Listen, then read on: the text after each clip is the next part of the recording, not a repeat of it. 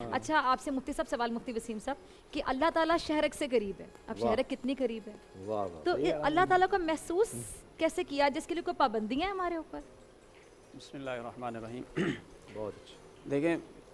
بات چونکہ ٹاپک ہمارا حاضر اور ناظر کا ہے اور آپ نے سوال پوچھا کہ وہ شہرک سے بھی زیادہ قریب ہمیں کیسے پتہ چلے۔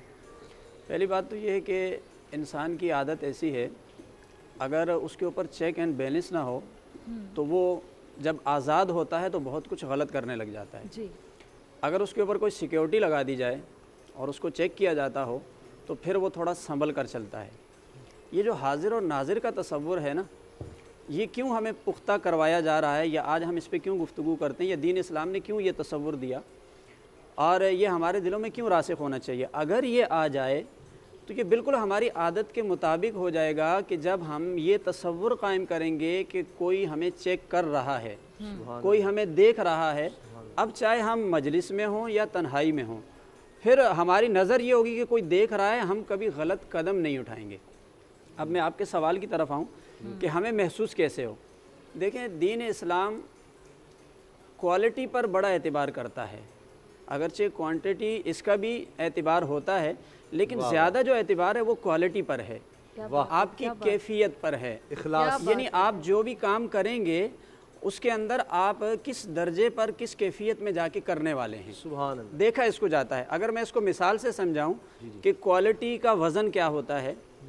جیسے میں اگر حدیث پاک لے لوں سمجھانے کے لیے، حضور علیہ السلام نے فرمایا کہ میرے اصحاب کو برا نہ کہو کیونکہ ان کا ایک دانہ کھجور کا یا ایک آدھا سا گندم یا جو یہ راہ خدا میں صدقہ کرتے ہیں تمہارے سونے کے پہاڑ صدقہ کرنے سے بھی زیادہ افضل ہے۔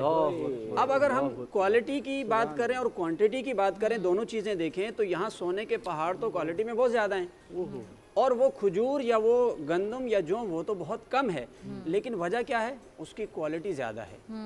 اس کی کوالٹی زیادہ ہے۔ اصل میں دین اسلام ہمیں کیفیت سکھاتا ہے، ایک کوالٹی، بہت بڑی بات، یعنی وہ ہمیں بہت خوبصورت، فرحان بھائی نے اخلاص کی بات کی تھی نا، اس کو بھی یہاں سے جوڑا جاتا ہے۔ جی ہاں، تو دین اسلام ہمیں کوالٹی سکھاتا ہے، اسی لیے ہمیں یہ تصور دیا کہ جب نماز میں کھڑے ہوتے ہو تو تمہارا تصور یہ ہو کہ رب تمہیں دیکھ رہا ہے۔ اب اگر کوئی بندہ اس مقام تک نہیں جاتا تو کہا چلو وہ چیک اینڈ بیلنس والا تصور لے آؤ، کأنک تراہ،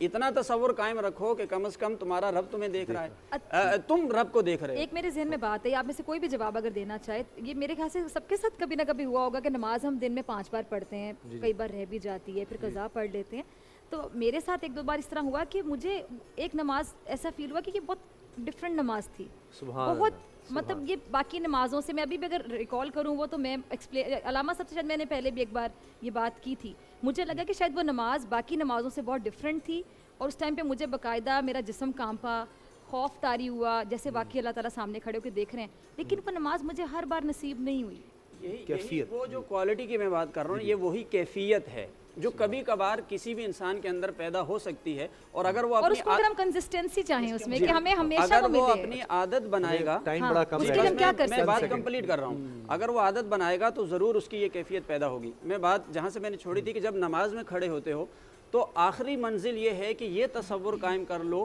کہ تم رب کو اگر نہیں دیکھ سکتے، یہ منزل نہیں ہے، تو رب تمہیں دیکھ رہا ہے۔ اب آپ دیکھیے کہ جب آپ اس کیفیت میں نماز پڑھیں گے، جس طرح اگر میں مثال دے دوں مولا علی رضی اللہ تعالیٰ عنہ کی، کہ آپ کو جب تیر لگ گیا تھا، آپ نے یہ کیفیت سمجھائی نا ہمیں، آپ نے یہ کیفیت ہمیں سمجھائی کہ کیا کیفیت ہونی چاہیے۔ جب تیر لگ گیا تو بدن سخت ہے، شیر خدائیں نہیں نکل رہا، آپ نے فرمایا جب نماز میں کھڑا ہو جاؤں گا تب نکال لینا۔ اچھا جب نماز میں کھڑے ہوئے تو تیر کو جب نکالا تو وہ بال کی طرح جیسے مکھن سے باہر آتا ہے نکل گیا۔ اب آپ سے وجہ پوچھی گئی کہ ایسا کیا ہوا، یہ کرشمہ نماز میں کھڑے ہونے سے؟ آپ نے فرمایا جب رب کے سامنے کھڑا ہوتا ہوں تو اس وقت میرا بدن جان چھوڑ دیتا ہے، کیونکہ ان کی منزل کیا تھی، وہ جب کھڑے ہوتے تھے تو یہ تصور ہوتا تھا کہ رب ہمیں دیکھ رہا ہے اور ہم رب کو دیکھ رہے ہیں۔ سو اپنے آپ کو اس کیفیت میں جب ہم لے آئیں گے تو پھر ہر وقت ہماری نگرانی والا تصور